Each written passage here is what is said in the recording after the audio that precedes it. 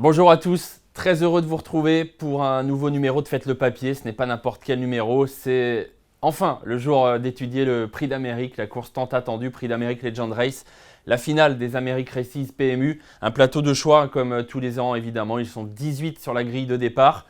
C'est très ouvert cette année, il y a beaucoup de choses à étudier, alors c'est parti tout de suite, on fait le papier.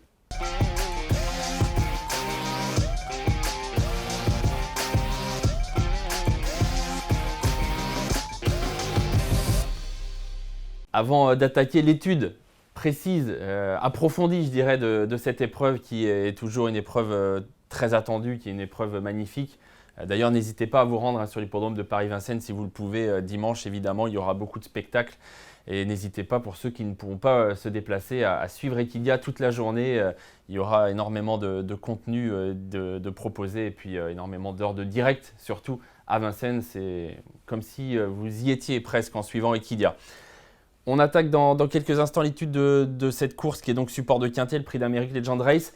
Un mot pour vous rappeler, bien sûr, que vous pouvez liker nos vidéos, vous abonner à notre chaîne YouTube et puis n'hésitez pas, comme vous le faites assez régulièrement maintenant, à me laisser vos commentaires pour me dire qui sont vos favoris, quel est votre favori. Je prends beaucoup de plaisir à lire vos commentaires en général. Petit clin d'œil d'ailleurs à celui qui se cache sous le pseudo Ourasi200 qui, la semaine dernière, pour le prix de Cornulier, m'avait dit, moi, ma favorite, c'est Esperanza Idol avec beaucoup d'arguments et bravo à lui parce qu'il a vu juste, Esperanza Idol a gagné à plus de 20 contre 1. Donc un bravo à Ourasi et puis j'ai lu vos commentaires avec vraiment beaucoup de plaisir et j'ai essayé de retenir des choses parce qu'on est plus fort à plusieurs. Donc n'hésitez pas pour ce Prix d'Amérique Legend Race à me proposer vos favoris, à engager la discussion et on essaiera comme ça un petit peu de discuter avant la grande course dont le départ sera donné à 16h20 dimanche. Voilà, petite introduction pour commencer maintenant l'étude de ce quintet de luxe, Quintet Plus, donc dimanche, Prix d'Amérique Legend Race, avec un petit plaisir pour commencer. À tout bien, tout seigneur, tout honneur, je dirais, Hooker Berry a gagné l'an passé, il avait été magistral dans le Prix d'Amérique. Il avait même été surprenant, on peut le dire, honnêtement. Il avait été certes dominateur, mais vraiment d'une façon qu'on n'attendait pas forcément, puisqu'il avait gagné, vous allez le revoir, extrêmement facilement. Il devançait Empire et DSM, ces deux-là seront présents de nouveau cette année. Italiano Vero sera là, Onek, Hussard du Landrey, Daoud Tillard avait fait la faute, rappelez-vous, Daoud Tillard était favori l'an passé à 3,50 €, il avait fait la faute dans le premier tournant. Delia Dupomereau et Vivid Waisas avaient eux aussi été disqualifiés. On regarde rapidement, allez, c'est plus pour le plaisir qu'autre chose, mais même pas que, je dirais, parce que ça nous donne des petits éléments aussi. Vivid Waisas au galop, Empire et DSM, c'était la grosse note l'an passé. On se souvient que Franck Nivard avait beaucoup de regrets après la course. Regardez où elle est. Hop. Alors c'est sûr qu'Hooker Berry avait course gagnée depuis longtemps. Regardez, Jean-Michel Bazir levait le bras, la jambe à mi-ligne droite déjà. Mais Empire et DSM était magnifique pour prendre la deuxième place. Une belle deuxième place avec quelques regrets pour Franck Nivard qui ensuite avait eu l'occasion de triompher avec Empire et DSM dans le Prix de France et dans le Prix de Paris. Donc ça c'est à la fois pour le plaisir mais aussi pour se souvenir qu'Hooker Berry avait été très bon l'an passé. On sait que Jean-Michel Bazir est très fort pour préparer ses courses. La différence par rapport à l'an passé, c'est que GMB, qui est quand même le pilote numéro 1, voilà, sans équivalent, je dirais, même si on a des pilotes très doués, Jean-Michel Bazir, c'est Jean-Michel Bazir, eh bien, ne sera pas au sulky. Il a laissé sa place cette année à Nicolas Bazir, son fils, qui a déjà gagné un Prix d'Amérique. Mais voilà, c'est quand même une différence notable. Et puis, il y a eu des fortunes diverses pour les uns et les autres. On aura l'occasion d'en reparler en étudiant cette course.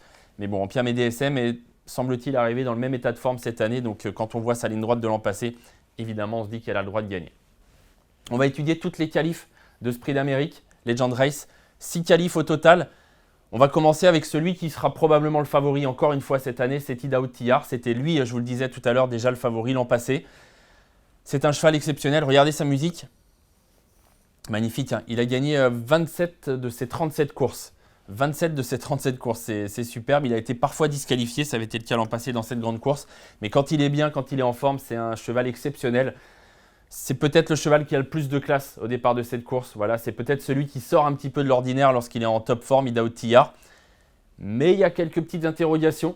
Pourquoi ? Parce que c'est un cheval qui court déjà ferré. Bon, ça c'est une interrogation sans en être une vraiment parce qu'il a l'habitude de courir dans cette configuration. Mais quand même, les chevaux sont quasiment tous des ferrés des 4. Et lui, il a à peu près 240 grammes sous les pieds, disait Clément Duval d'Estaing récemment. Donc c'est quand même une indication, même si on a vu des champions comme Ridley Cash, comme Bold Eagle gagner un prix d'Amérique ferré devant. Et puis l'autre interrogation, surtout, c'est celle-là la principale, c'est qu'il a eu un petit contretemps dans sa préparation. Il a connu un petit souci, rien de méchant, une sorte de rhume qui a été vite soigné. Mais du coup, il n'a pas pu participer à la dernière qualif, la qualif 6, le prix de Belgique. Et donc, ça fait un mois qu'il n'a pas couru. C'est un cheval qui court bien sur sa fraîcheur. Clément Duval d'Estaing nous a dit que le cheval était vraiment pas mal. C'est un cheval qui a beaucoup de classe naturelle, donc ce n'est pas un cheval qui a besoin d'énormément travailler pour être en forme. Il n'empêche que forcément, ce contretemps, il donne de l'espoir aux autres et il pose des interrogations pour nous parce que Idaho Tillard est un crack, c'est un logique favori. Mais voilà, on n'aime jamais avoir un contretemps dans une préparation si près d'une grande course. Et ça a été le cas avec Idaho Tillard, on verra si c'est préjudiciable ou non. Je vous propose sa qualif, la qualif 4, le prix Ténor de Beaune. C'est le meilleur c'est le meilleur de sa génération. Et c'est pas rien de dire ça parce que c'est une bonne génération. Isoar Vedake, vous le connaissez. Inmarosa, vous la connaissez. Et vous connaissez aussi d'autres chevaux, mais ces trois-là seront au départ du prix d'Amérique. Inmarosa a été très bonne dans le prix de Belgique, elle a fini 2e ex-aequo. Isoar Vedake a gagné une qualif contre les vieux. Donc on a du mal à situer Idaho Tillard face aux vieux parce qu'il n'a jamais couru contre eux, sauf l'an passé dans le prix d'Amérique, mais il a fait la faute, donc c'est comme s'il n'avait pas couru. Ce qui nous permet de le situer, c'est sa génération, c'est Isoar Vedake et Inmarosa. Tous les deux ont été très compétitifs face aux vieux. Donc en théorie, seulement en théorie, je dirais, Idaho Tillard est largement capable de rivaliser face aux chevaux d'âge en principe. On revoit cette course, il a vu la course qu'il aime, caché dans une course qui avançait parce qu'Isoar Vedake avait fait l'extérieur d'Ibiki Duel. Et regardez son accélération. Alors ce qui est intéressant, c'est que c'est dans le tournant, alors que d'habitude c'est là qu'il perd un peu de temps. Là, il avait vraiment été très rapide dans le tournant. Et ce qui est bien pour la course de dimanche, c'est qu'on sait que c'est un cheval qui réagit bien aux œillères. Et là, il n'y avait pas eu besoin d'œillères d'œillères descendantes qu'on lui met en fin de parcours pour battre Isoar Vedake. C'est un cheval qui est un peu lymphatique. Vous voyez qu'il prend l'avantage, il se relâche un peu, mais il a gagné quand même facilement ce jour-là. Il battait Isoar Vedake qui ne lâche jamais rien, mais qui est un tout petit peu moins bon que Idaho Tillard. Un peu moins bon, a priori en tout cas, c'est ce qu'il a montré depuis le début de sa carrière. Et puis Inmarosa qui est juste derrière, mais qui a moins d'atouts que ces deux-là pour rivaliser parce que c'est une jument qui doit vraiment avoir le bon parcours, attendre. Elle a une super pointe. Alors si tout se court pour elle, elle peut vraiment faire mal. Mais je dirais en qualité intrinsèque, Idaho est le meilleur de cette génération. Isoar est un super cheval très dur à l'effort, mais il n'a pas la vitesse d'Idaho. Et Inmarosa, elle va vite sur une pointe, mais elle n'a pas le niveau intrinsèque des deux précités. Voilà pour faire à peu près le tour d'horizon des I. Italiano Vero avait été très bon l'an passé dans le prix d'Amérique. C'est plus dur quand même cette année. On aura l'occasion d'en reparler un petit peu plus tard. Idaho Tillard favori, face à lui les chevaux d'âge, face à lui les chevaux qui ont gagné leur qualif ou qui se sont qualifiés au gain. Et pour commencer, on va attaquer avec la qualif 1, prix de Bretagne. C'était en tout début d'hiver, ça remonte un petit peu. Et cette qualif 1, elle est importante parce qu'en général, les professionnels aiment bien gagner leur billet tout de suite. Parce que regardez, on est le 19 novembre, donc on est loin de l'Amérique. Et ça permet ensuite de prendre son temps, de ne pas donner des courses trop dures aux chevaux, de les travailler un peu comme on veut. On n'est pas sous la pression de devoir se qualifier. Donc c'était vraiment positif pour Hussard du Landré qui s'était qualifié, pour Hokkaido Gial également, où Curberry avait beaucoup de gains, donc on imaginait que ça passerait pour lui, mais il avait quand même gagné son billet. Ces trois-là étaient tranquilles et c'est une vraie bonne chose que de pouvoir être tranquille dès le début de l'hiver. Moi j'ai adoré Hussard du Landré ce jour-là et je l'aime beaucoup pour la course de dimanche. Kazakh verte, vous le connaissez par cœur j'imagine. Regardez son accélération, elle est magnifique son accélération à la sortie du tournant. Il avait eu une bonne course, il s'était fait emmener, mais ensuite pendant 500 mètres il fait le travail tout seul. Il arrache la piste à l'entrée de la ligne droite. Il se détache et il ne relâche pas l'effort. Il est dur, il est maniable, il est costaud, il a du mental. J'aime beaucoup Hussard du Landré. Je trouve que cette année, c'est son année pour faire une grosse perf. Il devançait Hookerberry, Hokkaido Gial, Ampiam et DSM qui faisait elle, une course de rentrée qui avait peu couru encore. Donc on peut penser qu'elle est montée là-dessus. Il n'empêche qu'Hussard avait été superbe et qu'il s'est qualifié comme ça. Je vous l'ai dit, moi je l'aime beaucoup pour la course de dimanche. Je trouve qu'il a beaucoup d'atouts dans son jeu. Changement important, après cette course, Benoît Robin, qui est l'entraîneur, vous le savez certainement de Hussard du Landré, a décidé de lui adjoindre Johan Le Bourgeois pour le reste de l'hiver, enfin en tout cas pour viser le prix d'Amérique, parce que Benoît Robin drive moins que Johan Le Bourgeois à Vincennes, et il se dit que pour gagner un prix d'Amérique, il faut un top pilote. Il a appelé Johan Le Bourgeois, et Johan Le Bourgeois a pu se le mettre en main dans les autres qualifs. Donc ça, je trouve que là encore, c'est intéressant. Moi, j'aime beaucoup la préparation. Je trouve qu'elle a été idéale d'Hussard du Landré. Et vous allez voir que je l'ai mis haut dans mon ticket, on verra ça en fin de programme. Hookerberry était deuxième, il montrait que tout de suite il fallait compter avec lui, il montrait que voilà, il avait pris un an certes depuis l'an passé, mais il n'est pas vieux, il a 7 ans, hein, comme Hussard du Landré, il est en début d'année de 7 ans, il est toujours là, toujours vaillant. Jean-Michel Bazir a pu le préparer comme il a voulu. Il y a eu du bon et du moins bon. Il a couru ferré, il a fini loin. Il a couru plaqué, il a fini comme il a pu, moins loin, mais c'était quand même un peu dur. Là, il va être déféré des 4 hein, avec les artifices. Jean-Michel Bazir a peaufiné la préparation. Il s'est mis au sulky pour les derniers boulots pour vraiment apporter la petite touche qui peut lui permettre de passer un cap à Hookerberry. Il sait parfaitement où appuyer, Jean-Michel Bazir, pour que Hookerberry soit à 100%. Il le sera dimanche, c'est sûr. Évidemment, c'est une chance dans cette course. Maintenant, il n'y a pas beaucoup de marge non plus. Hein. Attention, hein, en principe, Hookerberry n'est pas meilleur qu'Hussard du Landré, par exemple. Il est, on peut le dire, du même niveau à peu près, mais on ne peut pas dire qu'il soit en classe pure vraiment supérieur à ces chevaux-là. Donc, question de parcours, mais en tout cas, c'est un chic cheval. Il est maniable, il est adorable et il devrait être dans le quintet. Il devrait être dans les 5. C'est ce qu'on peut penser avant le coup. Hokkaido Giel était 3e du prix de Bretagne. Ensuite, ça a été plus dur pour Hokkaido Giel. Il y a des interrogations. C'est un cheval qui a tendance à pencher un peu dans le parcours. Jean-Luc Dersoir nous a dit que c'était mieux la dernière fois. Il nous l'a confié dans un reportage que vous pouvez retrouver hein, sur le site equidia.fr. Allez-y d'ailleurs, il y a plein de choses sur le site, des reportages, des interviews, l'avis des experts d'Equidia, l'avis des pros également sur leur top 3. Alors, il y a vraiment énormément de choses, donc n'hésitez pas à vous rendre sur equidia.fr pour faire le papier de cette course. Et donc Jean-Luc Dersoir, plutôt rassuré par la dernière course d'Hokkaido Giel. Moi, voilà. Autant en début d'hiver, je l'aurais mis dans un jeu, autant là, dernièrement, c'était plus compliqué et j'ai besoin qu'il me rassure en voyant une bonne course avant de lui faire confiance. Autre jument, bien sûr, intéressante, Ampiam DSM, 4e du prix de Bretagne. Attention à elle, gagnante en puissance, Ampiam DSM. Regardez ses perfs cet hiver, 4, 4, 3. Je dirais que c'est bien en étant un peu discret, tranquille, en faisant des bonnes courses, en venant finir sans avoir une course dure. Franck Nivard a gagné 5 fois le prix d'Amérique, c'est énorme, autant que Jean-Michel Bazir en tant que driver. Il a beaucoup de confiance en sa jument. D'ailleurs, là, vous pouvez le retrouver, l'avis de Franck Nivard qui en dit beaucoup sur Ampiam DSM et sur ses adversaires dans l'émission Ticket pour l'Amérique, hein, sur notre chaîne YouTube et sur le site equidia.fr. Il est confiant, il y croit, Franck Nivard, sans avoir beaucoup de marge. Il est comme les autres favoris, il n'a pas beaucoup de marge, mais il pense que sa jument peut vraiment battre Ida Otillard si elle a un bon parcours. Et c'est vrai que cet hiver a été encore une fois bon jusque-là pour Ampiam DSM qui aborde ses objectifs. Elle va enchaîner prix d'Amérique, prix de France, prix de Paris. Donc là, ça y est, on rentre dans le dur et elle va être prête certainement Ampiam DSM. C'est un très bon point d'appui dans les jeux de combinaison parce que, sauf incident, elle ne devrait pas sortir des 3-4 premiers en principe. On enchaîne avec une autre qualif. Isoar Vedaké a gagné, non, n'a pas gagné, il a fini 2e de cette qualif. Le prix du Bourbonnais, qualif 2. Il n'a pas gagné parce que le gagnant, c'était Sandmotor, qui sera malheureusement absent ce dimanche. C'est l'un des grands absents de la course de dimanche. Il a eu un petit problème. Ça va mieux d'ailleurs, m'a dit Björn Goop récemment à Vincennes. Il a été opéré, il va bien. Donc on espère courir l'Amérique l'an prochain avec lui. Ce jour-là, Isoar Vedaké était 2e. Tout près de Sandmotor, il avait fait une grande course ce jour-là, Isoar Vedaké, hein, en étant en épaisseur en début de parcours. Et on va revoir ça d'ailleurs en ne lâchant rien jusqu'au poteau. Kazakh de Philippe Allaire à la corde. Guderipré remontrait le bout de son nez. Il annonçait un peu son retour en forme. Ampiam DSM, un peu comme dans la qualif 1, elle est là, mais sans être non plus menée de façon trop offensive. Elle vient finir. Et vous allez voir aussi que cette course est révélatrice du niveau des uns et des autres et de la difficulté qu'on a à étudier ce prix d'Amérique parce que regardez comme ils se tiennent de près. Regardez les 5 premiers. Ils sont en une longueur et les 4 premiers sont en moins d'une longueur. Je pense que le 4e, Ampiam DSM, doit être à encolure du gagnant. Donc il y a vraiment peu d'écart et ça va se jouer à pas grand-chose. Ce jour-là, Guderipré était bon 3e. On va en reparler parce qu'il a confirmé depuis Guderipré. Ampia, encore une fois, elle était là. Hein. Elle était 4e tout près et en courant bien, en montant en puissance. On sent qu'elle n'est pas encore à 100% ce jour-là, mais qu'elle va monter. Hookerberry, pas mal aussi ce jour-là, encore 5e. Ensuite, ça va être un peu moins bien.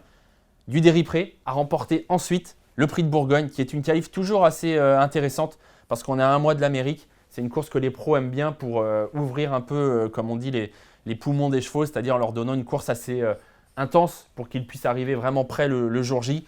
Et Guderipré a été excellent. Numéro 16, qui n'était pas un mauvais numéro, on s'en rend compte parce que regardez, Émeraude de Baie, le 18 est 2e et Hussard du Landré, le 17 est 3e.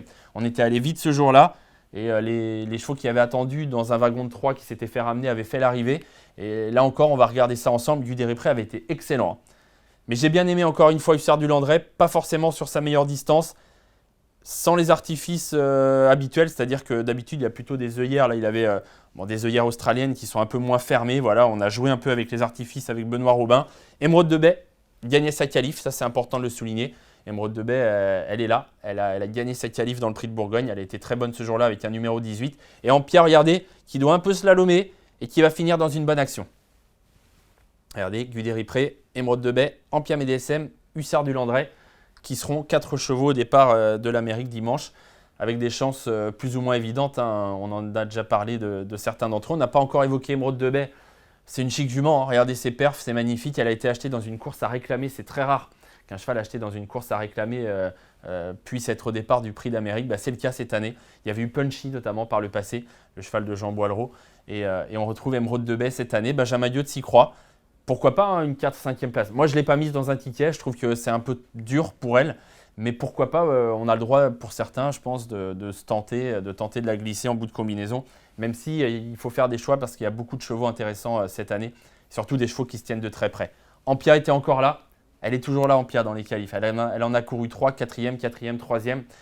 Elle a toujours montré qu'elle était en train de monter en progression. Et puis Hussard était 4e.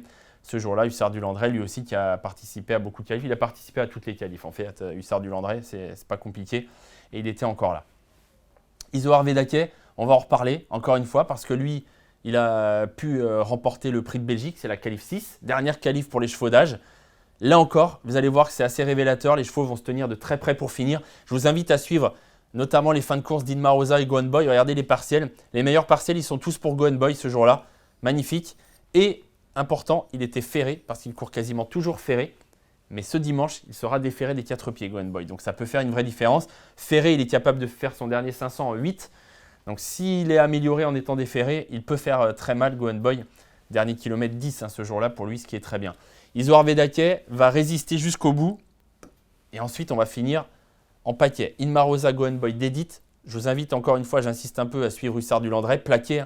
Parce qu'après s'être qualifié, il a eu le loisir de courir seulement plaqué alors qu'il sera déféré dimanche. Aylmery, c'était mieux, beaucoup mieux que dans le prix de Bourgogne. Puis ensuite, au Kaido GL, où Corberry, qui était seulement plaqué, n'avait pas pu faire mieux que 8e. On regarde ça.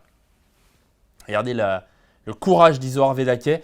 J'ai vu Benjamin Rochard à Vincennes ce jeudi. Il m'a dit que ce jour-là, il avait un tout petit peu hésité à l'entrée de la ligne droite. Ce qui fait que c'est peut-être pour ça qu'il a gagné de si peu.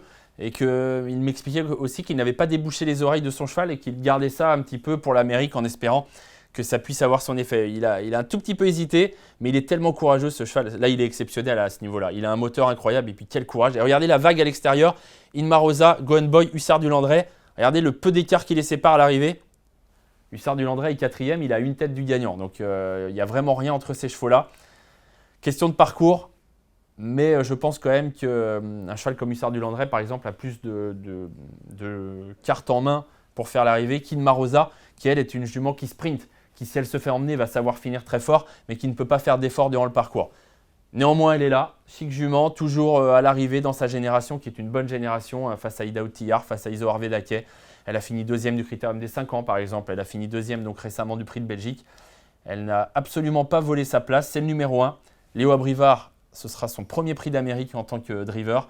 Il va essayer de faire de son mieux, mais il me disait à Vincennes qu'il était content d'avoir dans les mains une jument maniable, facile à driver. Donc voilà, il espère que la course va être fluide et il espère lui prendre une 4-5e place, ce qui n'est pas impossible pour Inmar Rosa si le parcours est favorable. Celui-là a été impressionnant et donc, je vous l'ai dit, déférer des 4 pieds, ça va être vraiment le paramètre important de ce dimanche. Je pense que beaucoup vont du coup lui voir une belle chance. Parce qu'on se dit que s'il est amélioré en étant déféré des 4 pieds, ça peut être vraiment terrible. Romain Doriot y croit, il tente un coup de poker un petit peu en le déférant. S'il n'a jamais été déféré jusque-là, c'est qu'il y a une raison. C'est que c'est un peu risqué. Il a 8 ans, jamais déféré des 4 pieds. C'est un super cheval. Il a fini 2e de l'Elite Lopp. Il avait été très bon dans sa batterie et excellent dans la finale. Il a été très fort à l'étranger. Il sait faire Vincennes. Il a déjà gagné longue distance à Vincennes. Attention à Gohan Boy. Moi, j'aime bien en coup de poker. C'est un peu tout ou rien, mais j'aime bien en coup de poker Gohan Boy. Il a le niveau, en tout cas, pour vraiment jouer un premier rôle dans un prix d'Amérique comme celui qui lui est proposé dimanche. Hussard Landré, on y revient parce qu'à chaque fois il est dans le coup, donc 4e battu de peu en étant seulement plaqué, sans œillère, alors qu'il sera déféré avec des œillères dimanche, donc des petits trucs pour l'améliorer. Elmery, un mot sur lui parce que c'était vraiment pas bon dans le prix de Bourgogne, il manquait beaucoup, mais ensuite ça a été nettement mieux dans le prix de Belgique, la Qualif 6. Il était 6e et surtout, tout le monde m'a dit ce jour-là qu'il avait des fers aux antérieurs très lourds, ce qui est rare à Vincennes, alors que là il sera déféré des 4 pieds, donc ça peut être mieux. Maintenant, je reste quand même assez prudent avec lui parce que je pense que c'est un cheval qui est un bon cheval évidemment, mais qui n'a pas de marge dans une course comme ça. Voilà, moi, je le vois vraiment au bout de combinaison. Je pense qu'il sera mieux dans le Prix de France. Je l'ai vu notamment en Suède courir l'Elite Lopp et c'était dur pour lui. Il s'était qualifié, ensuite il avait eu un mauvais numéro dans la finale. Mais par exemple, ce jour-là, j'ai trouvé que Gohan Boy était nettement supérieur à Elmery. Donc pourquoi pas en bout de combinaison? Mais bon, je ne m'enflammerai pas plus que ça concernant tout de même Elmery et Eric Raffin. Au Caille de Giel, on l'a vu ce jour-là, donc finir 7e, c'était un peu mieux, disait Jean-Luc Dersoir. Et puis la dernière qualif, celle dont on n'a pas encore parlé, elle concerne la jeune génération, ceux qui viennent de prendre 5 ans. Et il y a une représentante au départ, c'est la jument suédoise Joviality. Joviality, on en a déjà parlé, elle a plus de 2 millions d'euros de gains parce qu'elle a fini 2e de l'Ambletonian. C'est une jument qui a commencé sa carrière aux États-Unis.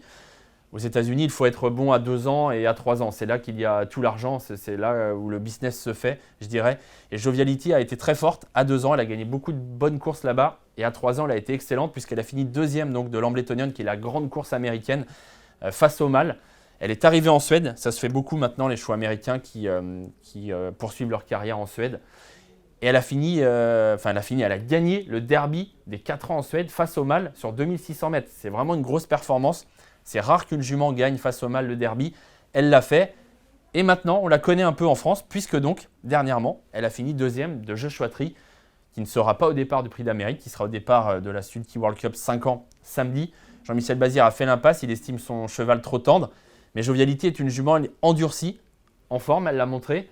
Et son entourage, son entraîneur, tente un coup amusant en courant le Prix d'Amérique. Regardez ce partiel, je le trouve intéressant. Une 10 si vous avez bonne mémoire, une mémoire visuelle. Souvenez-vous que c'est ce que je disais pour Gohan Boy il y a quelques minutes. Gohan Boy dernièrement était crédité des meilleurs partiels dans la Qualif 6, le Prix de Belgique. Et son dernier kilomètre, c'était une 10. Le même que Joviality dans le Prix de Croix. Hein. On était sur 2850 mètres. Donc c'est quand même, c'est pas anodin je trouve cette perf. Alors je ne dis pas que je la vois gagner évidemment Joviality, mais elle a des atouts dans son jeu. Benjamin Rochard l'a drivé ce jour-là, il ne pourra pas la driver puisqu'il est retenu au Sulky d'Izoard Vedake. C'est Björn Goop qui va donc être associé à cette jument suédoise, qui n'est pas un désavantage évidemment. Björn Goop a déjà gagné le Prix d'Amérique et il sait ce que c'est que de courir ses courses. Et Benjamin Rochard m'a dit qu'il l'avait trouvé facile à partir. Ça c'est important parce que c'est une jument qui n'a pas l'habitude des départs voltés. Il m'a dit qu'elle était très facile à partir, qu'elle pouvait volter un peu n'importe où et que c'est une jument gentille qui ne faisait pas de faute a priori, hein, on ne sait jamais, mais a priori, même si le Prix d'Amérique c'est différent. Mais donc 2e de Joshua Tree, très bon dernier kilomètre. Pourquoi pas dans les 5 ? Pourquoi pas à l'arrivée, Joviality, elle est sympa, hein, elle est maniable, elle est endurcie, elle a de la vitesse. En ayant un bon parcours, elle a le droit de lutter pour une bonne place dans ce Prix d'Amérique. On fait un point, c'est important parce qu'on a beaucoup parlé, on a étudié pas mal de choses. Voilà les chevaux que j'aime beaucoup, que j'ai retenus. Alors ça fait beaucoup peut-être, me direz-vous, mais franchement c'est très ouvert. Et vous allez voir que je choisis du coup de prendre 4 bases. C'est toujours un gros risque de prendre 4 bases, mais je vais tenter ça pour pouvoir élargir. Parce que j'ai gardé une Marosa pour une place, le numéro 1. Hussard du Landré, vous allez voir que je vais le mettre haut. J'aime beaucoup sa candidature dans ce Prix d'Amérique ce dimanche, le numéro 4. Izoard Vedake, le 5. J'en ai pas beaucoup parlé de son point négatif, je vais vous en dire un mot. Son gros point négatif, le gros point noir pour Izoard Vedake, c'est le départ. C'est un cheval qui n'arrive pas à s'élancer vite, hein, tout simplement, dans sa façon de trotter, dans sa façon de bouger. Il n'est pas capable d'aller très vite en début de parcours et du coup, il va se retrouver à l'arrière. Comment ça va se passer ensuite? Difficile à dire. Si ça n'avance pas trop, il viendra aux avant-postes.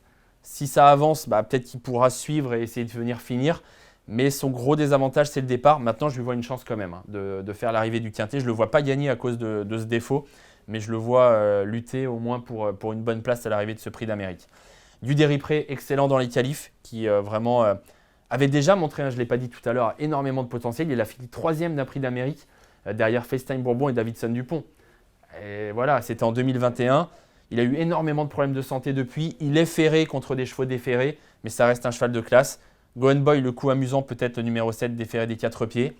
Ampiam et DSM, base incontournable, le numéro 11. Franck Nivard y croit et je pense qu'elle va être sûrement la deuxième favorite de la course, c'est logique.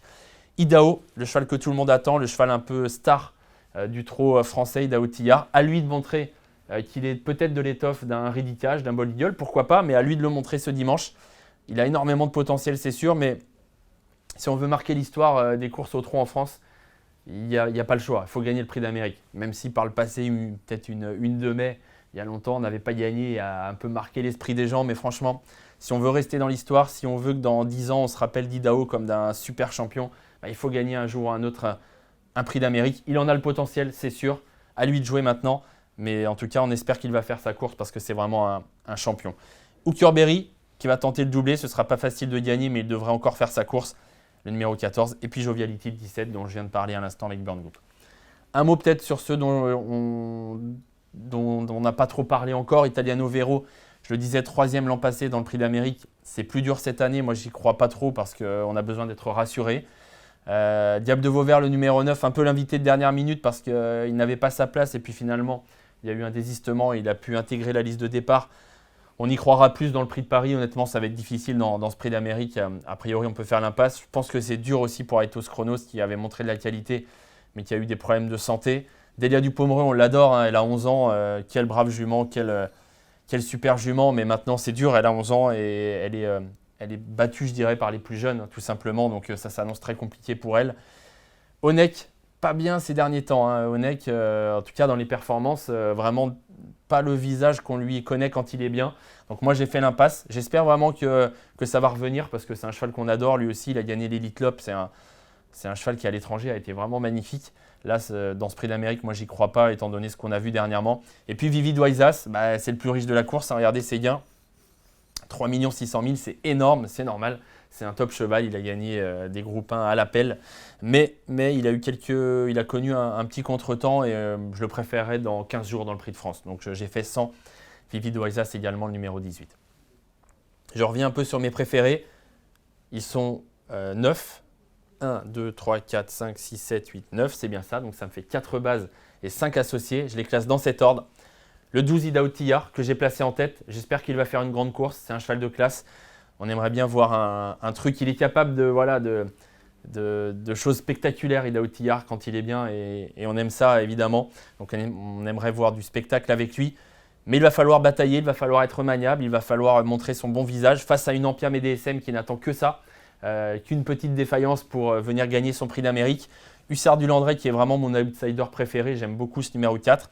Gone Boy, le coup de poker amusant tenté par Romain Derieux. C'est une base risquée, mais en tout cas je le vois bien faire un coup Gone Boy. Donc voilà, je tente ces 4 bases, le 12, le 11, le 4 et le 7. Et 5 associés, là Sin Rosa, le 5 Iso Arvedakia, le 6 Guderi Pré, le 14 Hooker Berry et le 17 Joviality. Ça vous coûte à taux plein 10 € en champ réduit. Et je vous rappelle, parce que ça c'est hyper important, 3 millions d'euros, c'est ce qu'il y a à gagner en tirelire. 3 millions d'euros dimanche à décrocher si vous trouvez le Quintet Plus dans l'ordre, à se partager pour ceux qui trouveront le Quintet Plus dans l'ordre dimanche. Donc j'ai envie de vous dire, soyez inspirés, bonne chance. C'est pas évident, il y a beaucoup de possibilités, mais c'est tellement amusant.